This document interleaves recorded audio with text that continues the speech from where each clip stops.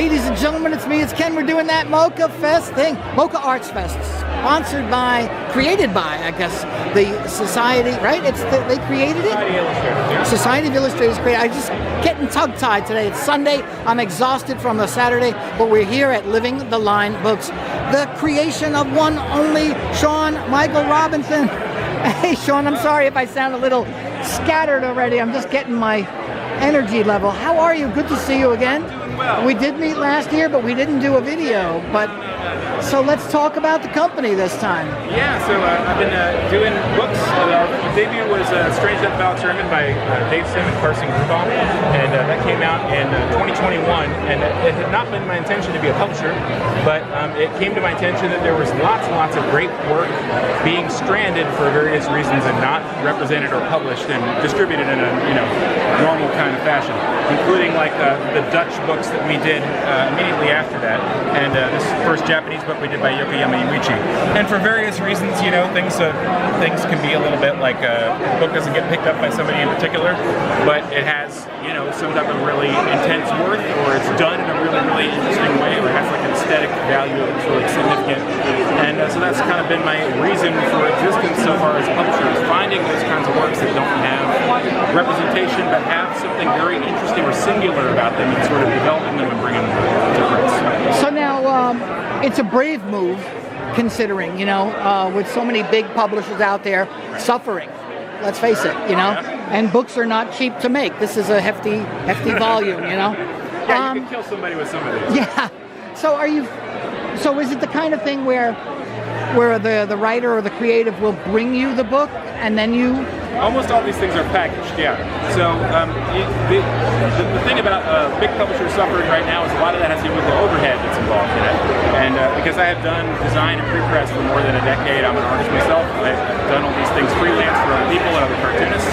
You end up kind of accumulating these skills, and I end up being able to do essentially like a one-stop shop for book publication. So most of the time what happens is I see a project where it is almost done, or some significant part down the road being done, and somebody's looking for that next step. And so the editorial type stuff that I'm supplying is fairly minimal in a lot of those cases. A lot of times it's like, well, this is not quite clear enough, maybe you could add a panel here or subtract it here, but that's really mostly it. And then for a lot of the books that we do from other languages, it's a matter of just translating and putting them together. So especially for like our Smudge line of horror books that started last year, we've done 3 of these so far, and we have another 3 in the can. And in each of these cases, the real legwork was not necessarily like the production work or the translation or anything. It's finding the artists and their families of these obscure works and finding the works in themselves. And essentially, we're looking for great horror works or great, like, small genre pulpy works that have never been translated into English and don't represented in some way in English already. And that's been a very successful mode for us in sort of looking for the greats that have never been talked about as greats, or have never been talked about in English as greats, or have never been available for one reason or another. That's really cool. So what's exciting about the show here? I see you have some turtles. These are comics. Don't sue me.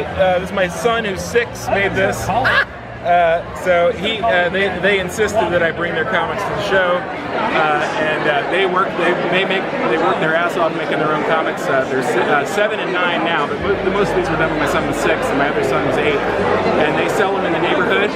Awesome. I taught them how to do pre-press and design, and so they print them on our home laser printer, and they take them around the neighborhood and sell them to the neighbors when the weather is good. That's so awesome. My son has made as much as $50 in a single day selling his comics around in our neighborhood. That must be good. Now you can tease them and say, now you don't get no more allowance. You're making $50 a day. Exactly right. Yeah, get out there and schlep your comics, kid. So what's exciting about a show like MoCCA for you?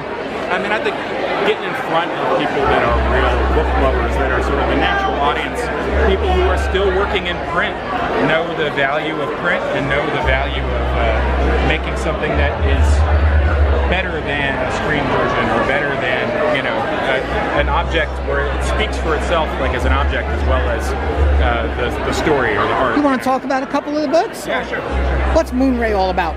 Yeah, Moonray is a post-human future in which people are All living things are made from the drops of blood of the gods. These creatures that used to live and no longer do anymore. And humanity is so far removed that nothing resembles them anymore.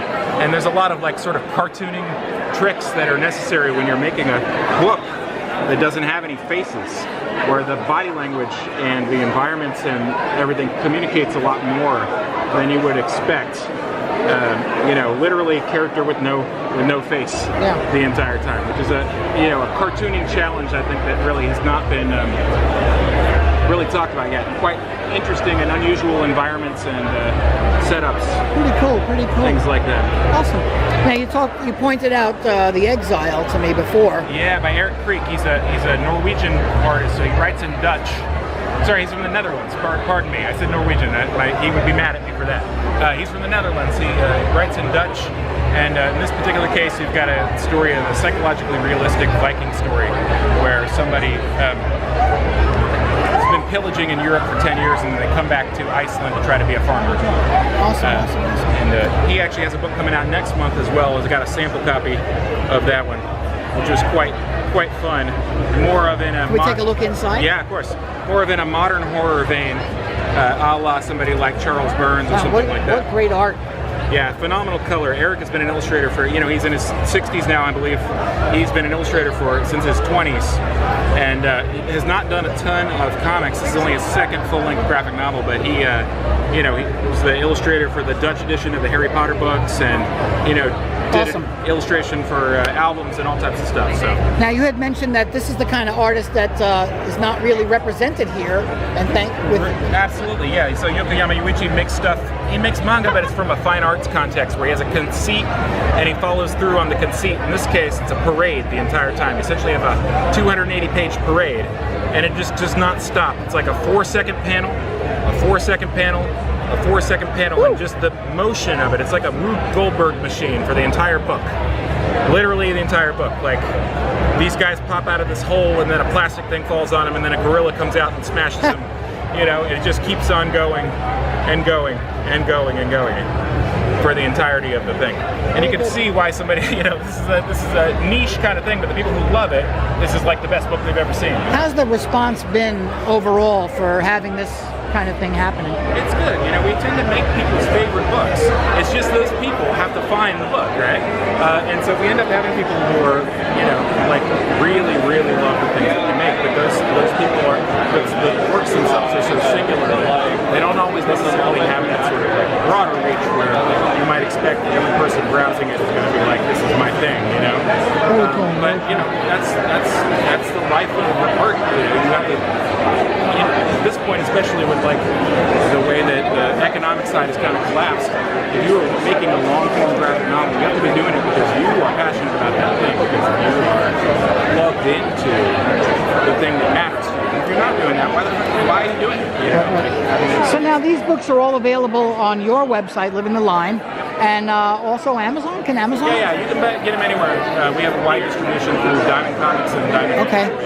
So people can buy them also locally at Partners and Sons and places like that. Very cool. Very cool. Yeah. All right, Sean, I'm going to let you get back to the business of this table and running it.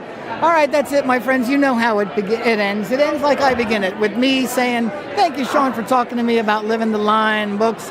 And all right, my friends, here's what you got to do. You got to do me a favor. Click that there subscribe button, notification bell, and like and leave a comment on the video, and I'll see you next time from the MoCCA Fest. It's me, it's Ken. Bye.